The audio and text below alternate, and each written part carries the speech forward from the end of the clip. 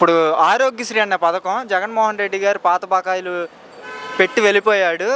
జగన్మోహన్ రెడ్డి సరిగ్గా నిర్వహించలేదని చెప్పి మాట్లాడుతున్నారు. ఈరోజు ఆరోగ్యశ్రీ వ్యవస్థ పనిచేస్తుందా? నిజంగా జగన్మోహన్ రెడ్డి ఆరోగ్యశ్రీని నాశనం చేశాడా? ఆరోగ్యశ్రీ జగన్మోహన్ రెడ్డి ఇచ్చినట్టుగా ఫీజు రియంబర్స్మెంట్ ఎక్కడ కూడా ఇవ్వలేదు. ప్రతి నెల మా లోకల్ ఎమ్మెల్యే కనీసం అంటే 5 నుంచి 10 లక్షల వరకు సీఎం నిధి కూడా తీసుకొచ్చి ఈ క్షతగాత్రులకు కానీ ఇట్లా ఏదైనా హాస్పిటల్కి పోయిన వాళ్ళకి కానీ ఇస్తున్నారు. హయ్యెస్ట్ అంటే కూడా ₹1,00,00,000 వరకు కూడా జగన్మోహన్ రెడ్డి ఇచ్చినాడు.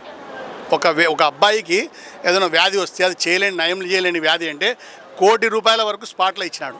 ఆ విధంగా గత 40 ఏళ్ళ నుంచి ఎన్డీఏ కూటమిలో ఉన్న ప్రభుత్వం కానీ తెలుగుదేశం కానీ ఏ ఒక్కటి ఇచ్చినట్టుగా రుజువు చూపమని చెప్పండి.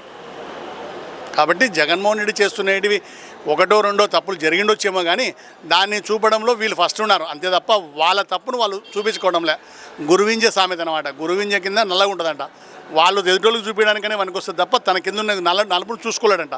ఆ విధంగా ఎన్డీఏ కూటమి చెప్పిన ఏ కార్యక్రమం కూడా 6 ప్యాకేజీలలో ఏది కూడా చేయకుండా ఈరోజు జగన్మోహన్ రెడ్డి మీద బురద వెళ్ళడం ఎంతవరకు న్యాయం? కేవలం ఈ ఎన్డీఏ కూటమి వచ్చిన తర్వాత లోకల్ ఎమ్మెల్యే విచ్చలవిడిగా కార్యకర్తలను దోచుకోమని చెప్పేసి తలా ఒక స్కీమ్ ఇచ్చి వైన్ షాపులు అనుకోండి, రేషన్ బియ్యం అనుకోండి, ఇట్లా ప్రజల మీద దౌర్జన్యం అనుకోండి, ప్రతి చోట చేసుకుంటూ కార్యకర్తలను ప్రోత్సహిస్తూ హింసకు ప్రేరేపిస్తున్నారు లోకల్ ఎమ్మెల్యేలు కూడా. ఇప్పుడు జగన్మోహన్ రెడ్డి రోడ్డు ఎక్కి ప్రజలు రెచ్చగొడుతున్నాడు, ఇది కొడుతున్నా. జగన్మోహన్ రెడ్డి మీటింగులకి 2,000 డబ్బులు 1,00,00,000 మంది ఇచ్చి తీసుకొస్తున్నాడు అన్న. నిజంగానే అలా ఎంతవరకు రుజువు చేయమనండి. జగన్మోహన్ రెడ్డి ఆ విధంగా ఇచ్చినట్టు పబ్లిక్లో ఒక వ్యక్తితో పలికేయమని చెప్పండి. మాటలు నేను కూడా చెప్తా. 5,000 ఇచ్చి చంద్రబాబు నాయుడు తీసుకొచ్చినానని నేను రుజువు చేయలేనప్పుడు మాట్లాడకూడదు కదా. ఒక వ్యక్తిని చనిపోయిన వ్యక్తిని పరామర్శించడానికి పోతే అది తప్పని ఎట్లా అంటారు?